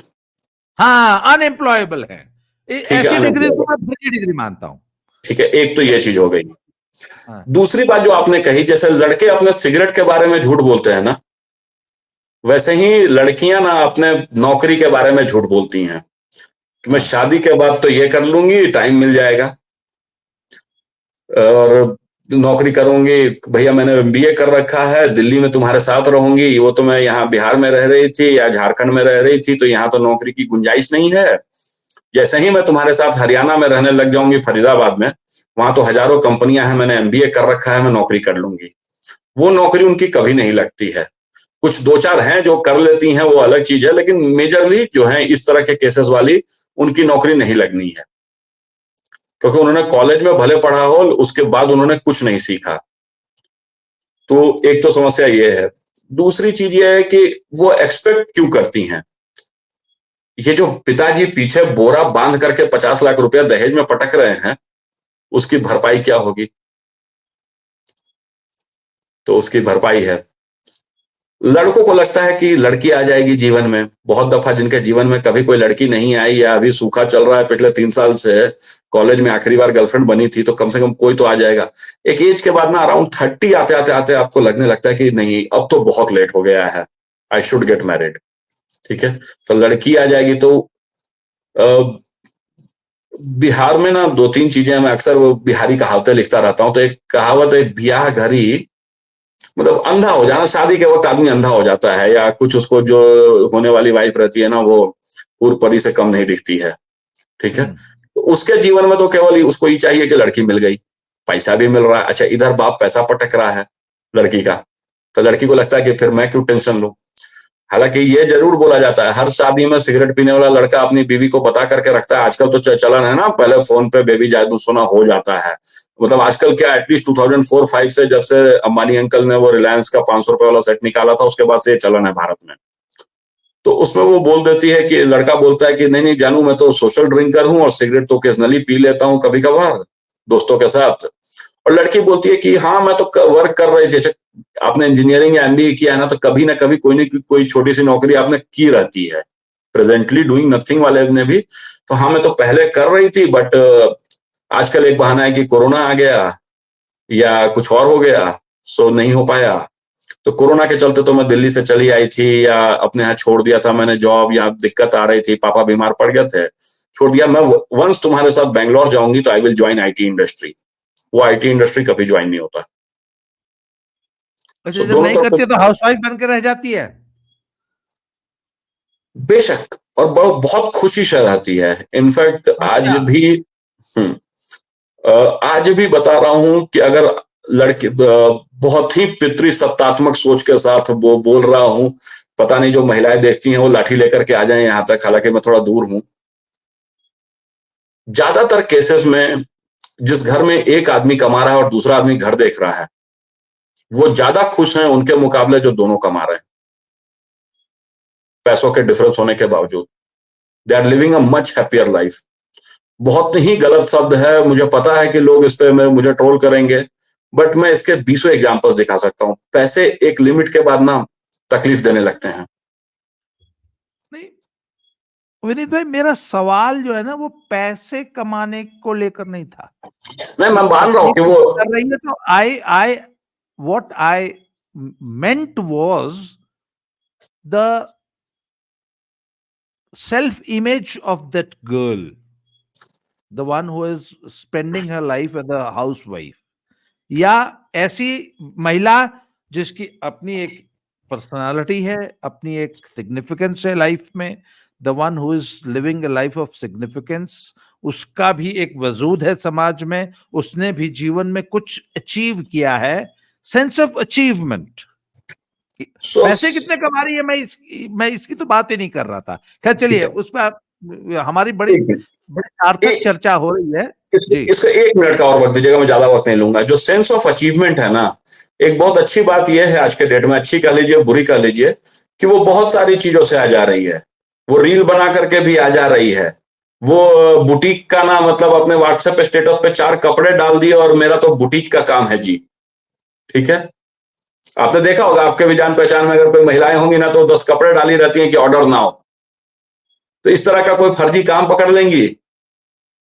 Even की एक फरीदाबाद में मैं रहता था, एक प्रोफेशनली क्वालिफाइड महिला को मैंने देखा है टिफिन सेंटर चलाते हुए, और टिफिन सेंटर की कोई करोड़ों नहीं कमा रही है वो, मुश्किल से 8-10 टिफिन जाते थे, वो भी उसी के हस्बैंड के ऑफिस में काम करने वाले लोगों को। एंड उसका क्या था कि मैं तो टिफिन सेंटर चला रही हूँ, तुम नौकरी करके कहीं बेहतर कमा सकती थी। वो भी नहीं होगा तो कोई छोटा सा स्कूल ढूंढ लेंगे और वहां जॉब करने लगेंगे। स्कूल में तो सबको रख लेते हैं ना, तो प्राइवेट स्कूल्स में तो वो सेंस ऑफ अचीवमेंट बस उसी से आ जाता है। That's it. विनीत भाई, हम्म। ये जो हमने आज जो बातचीत शुरू की है ना, इसका कोई और छोर है ही नहीं। बहुत से अभी ऐसे टॉपिक्स हैं, जैसे मेरे दिमाग में आपसे जब मैं आज सुबह इस पे चर्चा कर रहा था शाम को कि हमने आज बात करनी, उसमें एक टॉपिक मेरे मन में और बहुत घुमड़ रहा है कि ग्रामीण परिवेश का या छोटे कस्बे से उठा हुआ लड़का, एकदम रूरल बैकग्राउंड का किसान परिवार का लड़का, जब अचानक बहुत बड़ी सक्सेस हासिल कर लेता है, कुछ ज्यादा बड़ा पैकेज हासिल कर लेता है, या आईएएस बन जाता है, आईपीएस बन जाता है, तो उसकी शादी तो बहुत बहुत प्रीमियम मार्केट में, वो मैट्रिमनी मार्केट की प्रीमियम प्रॉपर्टी बन जाता है। तो उसको बहुत प्रीमियम रिश्ते आने लगते हैं। 1 घंटा 5 मिनट हुआ, 5 मिनट में इस टॉपिक पे बोल दीजिए, फिर इसको कंटिन्यू कर लेंगे अगले में। तो सर मेरे पास वक्त नहीं होता है। ऐसा व्यक्ति जो बहुत हम्बल बैकग्राउंड से आया है, चूंकि उसको एक बहुत बड़ा पद हासिल हो गया है, या वो मैट्रिमनी मार्केट में उसकी चमक गई है, और उसको third generation rice, Delhi Mumbai Pune की पढ़ी हुई, फर्राटे से अंग्रेजी बोलने वाली और 12 इंच 6 इंच लंबी हील पहनने वाली जब लड़की से उसका रिश्ता आता है, तो लड़के का माइंडसेट क्या होता है उस वक्त? वो अभी पहले तो वक्त की बात करूं कि वक्त का मुझे कोई टेंशन नहीं है। वक्त में मैंने अंबानी साहब को भी हरा दिया है, ठीक है। तो खैर, जो माइंडसेट है, मैंने अभी जो बोला ना कि आंखें चौंधिया जाती हैं, वो आंखें बंद हो जाती हैं, अंधी हो जाती हैं, उनको तब दिखती है लड़की, उनको तब दिखता है पैसा जो बाप दहेज में दे रहा है, और उनको दिखता है कि अरे यार उस खानदान में शादी हो रही है तो नाम ही नाम होगा। ये आज तो जो दहेज मिल रहा है सो मिल ही रहा है, जितना बार जाएंगे गोर छुआई का भी हमको 5,000 रुपया मिलेगा, ठीक है। पहली चीज, लिटरली लोगों की यही सोच है कि अरे वहां इतने बड़े परिवार में शादी हो रही है, लड़कियां बहुत पढ़ी लिखी होती हैं, तो पढ़ी लिखी होने के बावजूद, अच्छा 1 मिनट के लिए अगर चेहरा खराब भी हो ना, तो उसका ड्रेसिंग सेंस बहुत अच्छा रहेगा, चीजें बहुत अच्छी रहेंगी, तो वो आदमी सबसे पहले वही शादी करना चाहता है। उसको फर्क नहीं पड़ता है कि क्या होता है। और ये जो 1% तलाक की बात बता रहा था ना भारत में, कि भारत में 1% ही तलाक है, दहेज के अलावा इस तरह की शादियों का सबसे बड़ा योगदान है, दहेज को अगर छोड़ दिया जाए तो भारत में। तो 3-4 किस्से ना मैं तुरंत तुरंत 1-1 मिनट में बताता हूं। जबलपुर की एक डॉक्टरनी महिला की हत्या हुई थी, ट्रेन से उसके हस्बैंड ने फेंक दिया था। बिहारी हस्बैंड ने, बिहारी डॉक्टर था वो महिला भी डॉक्टर थी। दोनों ही एक ही कास्ट के आने वाले थे, और जो बिहारी लड़का था वो एकदम हम्बल बैकग्राउंड से था, समवेयर इन समस्तीपुर, और ये जबलपुर की लड़की भोपाल या शायद इंदौर में रह करके पढ़ी हुई थी, एकदम हाई फाई। शादी हो गई डॉक्टर के नाम पे, नहीं चली शादी। और उस लड़का इतना ये हुआ, वो लड़की 2-4 लोगों से बात करती थी, सिंस वो इस टाइप के माहौल से आई थी कि कोई दिक्कत नहीं अगर 2 लड़कों से बात कर रही हो तो। उसने कहा कि चलो तुम्हारे घर घूम करके आते हैं, और जबलपुर में उस समय तक अभी भी शायद हवाई अड्डा नहीं है, तो पटना से एकमात्र ऑप्शन था कि ट्रेन से जाओ। ट्रेन से लेते जा रहा था, और समवेयर अराउंड इलाहाबाद, या उस समय इलाहाबाद ही था, उसने फेंक दिया था। ये 2010 से 12 के बीच की घटना होगी। पहला एग्जाम्पल, मेरे खुद के परिवार में अभी मेरे चचेरे भाई का तलाक हो रखा है, बड़े भाई का, ठीक है। मैं एकदम अपने घर का एग्जाम्पल देता हूँ, पूरी दुनिया जानती है, मुझे कोई तकलीफ नहीं है इस बात से। मेरा भाई एनआईटी इलाहाबाद में प्रोफेसर है, ठीक। और उसका बैकग्राउंड क्या है, मेरे चाचा पैसे वाले आदमी थे, बट मतलब पैसे वाले इन द सेंस कि बिहार गवर्नमेंट में टीचर थे। अब 4 महीने भले तनख्वाह नहीं मिली, लेकिन 5वें महीने 1 लाख रुपए मिलते थे उस जमाने में। लेकिन चाचा ना बड़े मोरल्स वाले आदमी थे कि हमारे बच्चे, तो उन्होंने बोला कि जब मैं गवर्नमेंट टीचर हूं तो मैं तो अपने बच्चों को गवर्नमेंट स्कूल में ही भेजूंगा, नहीं तो कोई मेरे यहाँ क्यों पढ़ने आएगा। अब वो उनकी सोच है, मैं बहुत डिफर करता हूँ उनकी सोच से, लेकिन खैर चलो मान लिया। तो भाई मेरा गया जिंदगी भर बेलतरिया, उस स्कूल को का नाम कुछ कन्हैया लाल जायसवाल है, वो बेल के पेड़ के नीचे है। तो लोकल भाषा में अगर किसी से पूछिए कि कहाँ इसको सरकारी स्कूल है, तो कहते हैं बेलतरिया। तो बेलतरिया में वो पढ़ता था। उसके बाद उसने आगे भी गवर्नमेंट से मतलब वो सरकारी एग्जाम्स निकाल करके आईआईटी एनआईटी वगैरह निकालते हुए उसने पढ़ाई की और बड़े मतलब लिमिटेड रिसोर्सेज में पढ़ाई की। तो उसका माइंडसेट कभी ग्रो ही नहीं किया कि हमको फिल्म देखने जाना है। उसका माइंडसेट ग्रो ही नहीं किया। वो एनआईटी में प्रोफेसर हो गया, लेकिन उसका माइंडसेट वो सिगरेट शराब कुछ भी नहीं पीता है, बड़ा भाई है मेरा, चचेरा बड़ा भाई, कुछ नहीं करता है, बहुत सादा जीवन जीता है। उसका माइंडसेट ग्रो नहीं किया। उसकी शादी जिनसे हुई वो लोग अंकल जो थे, भाभी के जो हस्बैंड हुए, वो लेफ्टिनेंट कर्नल या कुछ ऐसे थे। 2002 के आसपास में कश्मीर में उनकी डेथ हो गई थी। भाभी के फादर, भाभी के फादर। भाभी की माँ गवर्नमेंट ऑफ बिहार में टीचर थी, भाभी की माँ भी पहले से ही। और जब अंकल की डेथ हुई तो बिहार सरकार ने शायद कुछ 50-60 लाख रुपए, सॉरी नहीं, केंद्र सरकार से वो पैसे मिलते हैं ना आर्मी वालों को, तो वो अच्छे खासे पैसे थे और सिंगल चाइल्ड थी। तो पटना में बेस्ट नहीं स्कूल है नहीं, नॉटर डेम। उसमें एक चीज और रही होगी, पता लगाइएगा आप। वो आर्मी किड, ऐसे बच्चों को, जैसे I have been an army kid, army kid cantonments में पलते हैं, उनका तो खर उनकी सोच और उनका कल्चर ही, वो तो थर्ड, मतलब वो तो वो भी एलियंस होते हैं, उनका भी। हाँ, और उनके आर्मी बैकग्राउंड, आर्मी ऑफिसर्स के बच्चे स्पेशली, हम लोग तो फिर भी जेसीओ क्वार्टर्स में, जेसीओ फैमिलीज के बच्चे थे। आर्मी ऑफिसर्स वाला जो माइंडसेट है ना, वो तो और भी वो हाई फाई। शायद कैंट में नहीं रहती थी बचपन में वो, अपने चूंकि माँ की गवर्नमेंट जॉब थी ना पटना में, तो अच्छा, यूजुअली माँ हाँ, के साथ रहती थी। चलिए, तो वो पटना में एक कैंटोनमेंट, स्कूल है, चलिए, फिर बचाव स्पेशली हो गया, फिर काफी बचाव हो हाँ, गया। स्पेशली लड़कियों का एक स्कूल है नॉटर डेम। ठीक है, नॉटर डेम में 90 के दशक में मिनी स्कर्ट्स कॉलेज के स्कूल का ड्रेस था, मिनी स्कर्ट से थोड़ा सा बड़ा। ठीक है, तो जब कॉलेज के लड़के, स्कूल की लड़कियां निकलती थी ना, तो पास में दो और स्कूल है, डॉन बॉस्को और लोयला, उसके सारे बच्चे पहले खड़ा होकर के नॉटर डेम की लड़कियों को देखते थे। वो एकदम जो जीता वही सिकंदर वाला सीन रहता था। वहां से पढ़ी लिखी, उसके बाद उन्होंने अपना पीजी और ग्रेजुएशन जो है दिल्ली में सेंट स्टीफेंस या लेडी श्री राम इस टाइप के कॉलेजेस से किया। She was also highly educated. और ये वही बेलतरिया वाला, भले बाद में आईआईटी गया। जब शादी हुई ना, तो दोनों के विचार ही नहीं मिले एकदम। शादी नवंबर के एंड में हुई थी और रामनवमी मार्च के एंड में थी। That's it, that's the total span they had as married couple. क्योंकि ये शादी ही बेमेल शादी थी। अभी एक और है मेरे यहाँ, उसका आज नहीं तो कल तलाक होना है। डॉक्टर है, पढ़ा लिखा है, लेकिन लड़की जो है वो खुद जेई है रेलवे में, वो नहीं होगी, नहीं चलेगा मैटर, पता है, सबको दिख रहा है। तो इस तरह के जो लड़के हैं वो शादी कर तो ले रहे हैं, उनके दिमाग में चल तो रहा है कि मैं शादी कर लूं, लेकिन इस लड़की के साथ वो नहीं कर पाएंगे, जीवन नहीं बिता पाएंगे। हमारे यहाँ पुरानी कहावत है कि गरीब के जगह अमीर अपने से ऊंचे घर की लड़की लाओ, लेकिन ऊंचे घर की इतनी ही लाओ कि तुमसे एक स्टेप ऊपर हो, वो 2 स्टेप ऊपर हो। तुम ग्राउंड फ्लोर पे रहते हो या बेसमेंट में रहते हो, और वो गुड़गांव के टावर में रहती है पेंट हाउस में, उससे आपकी शादी नहीं चलेगी। लेकिन लड़कों को दिखता है कि अरे तो पेंट हाउस वाली है, तो पेंट हाउस में एक छोटा सा टेंट लगा करके कहीं शादी कर लेते हैं, और उसके बाद जिंदगी भर कोर्ट में बीतती है। विनीत भाई, एक और बड़ा, आप सब पूछे ना, कोई नहीं। एक और पॉइंट है, बड़ा कंटेंशन का, बड़ा विरोधाभास का, विरोध का। अच्छा, मैं उसका उसका उसका मरीज मैं भी हूं। जैसे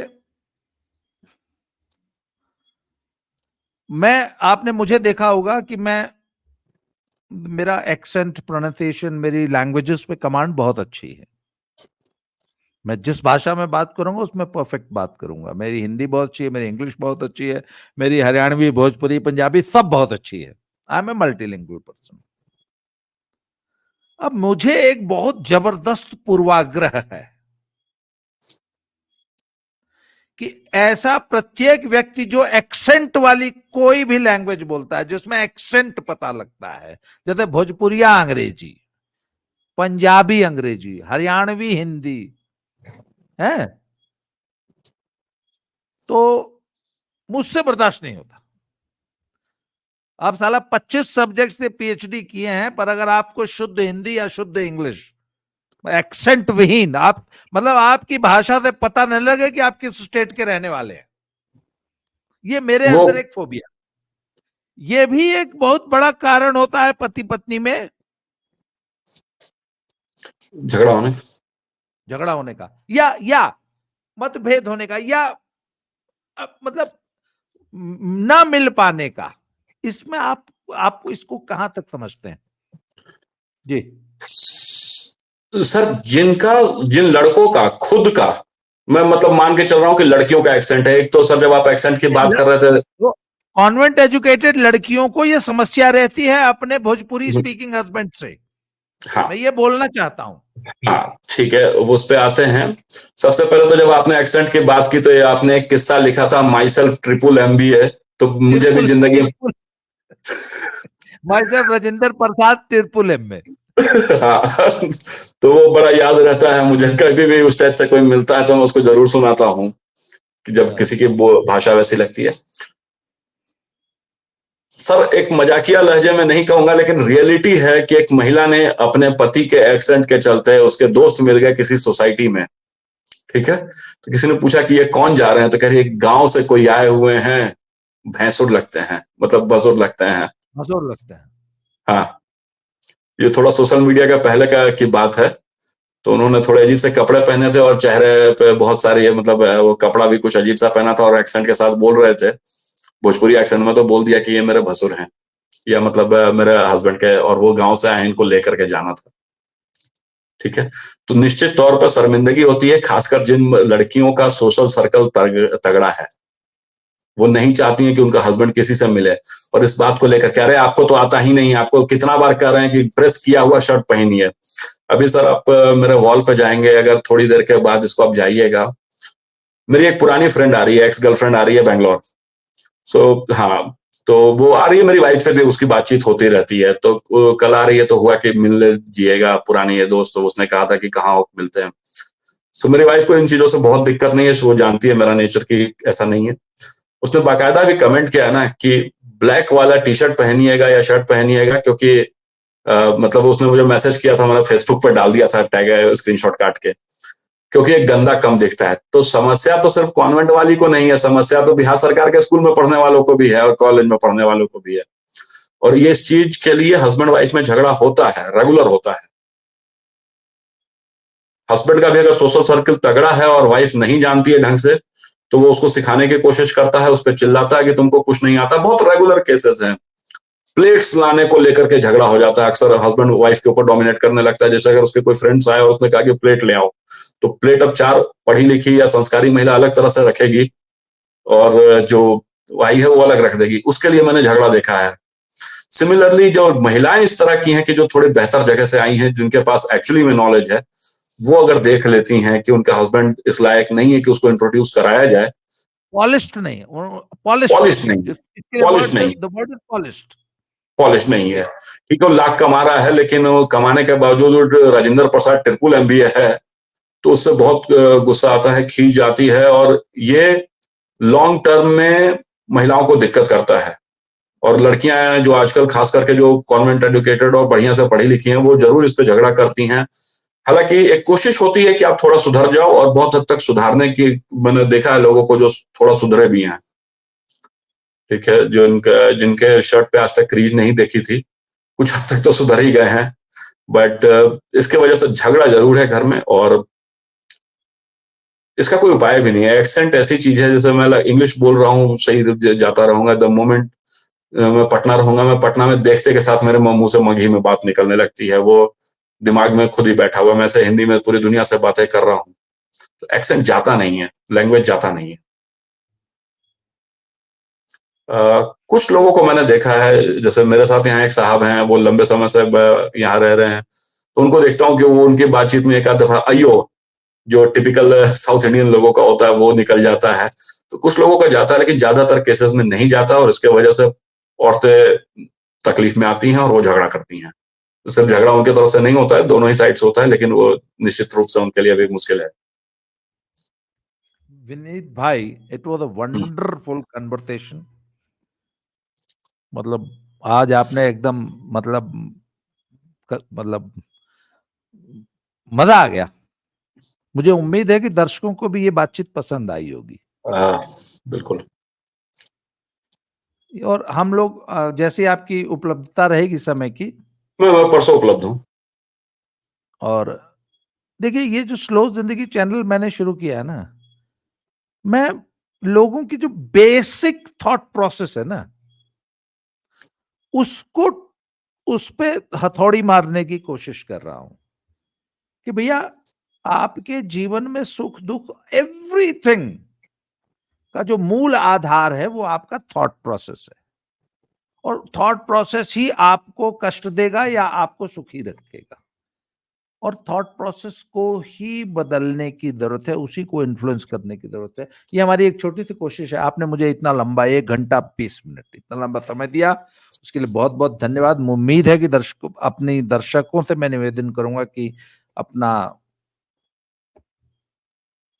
अपना विचार रखिए। हमने आज बहुत सारे विषय छुए हैं, उसमें दर्शक क्या सोचते हैं, हमारे युवा पीढ़ी के लोग क्या सोचते हैं, मेरी उम्र के लोग क्या सोचते हैं, महिलाएं क्या सोचती हैं, क्योंकि महिलाओं पे आज हमने बड़ी बेबाक टिप्पणियां की हैं। जी 2 चीजें कहूंगा सर, ये जो महिलाओं क्या सोचती हैं या आपके उम्र के लोग क्या सोचते हैं, मैंने कुछ निजी जिंदगी की कहानियां फेसबुक पे लिखी हैं, और कुछ लोग हैं जो आपके उम्र के या इनफैक्ट आपसे भी बड़े हैं, और वो पढ़ करके उन्होंने आइदर कमेंट किया या फिर मैसेज किया मुझे कि विनीत ये सच में हुआ क्या, कि खाली दिमाग से लिख रहे हो। मेरे पास कुछ प्रूफ थे तो मैंने दे दिए, एंड दे वर शॉक्ड कि सही में देश ऐसा है।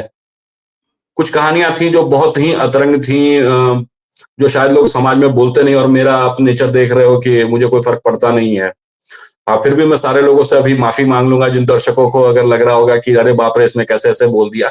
जो मैंने देखा है मैंने बस वही बोला है, लेकिन हमारे देश में सही में चीजें बहुत हद तक आगे हैं, जो सोचा नहीं जा सकता। खैर इस पे कभी और चर्चा करेंगे। विनीत भाई बहुत बहुत धन्यवाद, फिर मिलते हैं दोबारा। थैंक यू वेरी बिल्कुल सर, मच। सब गुड नाइट। Good night.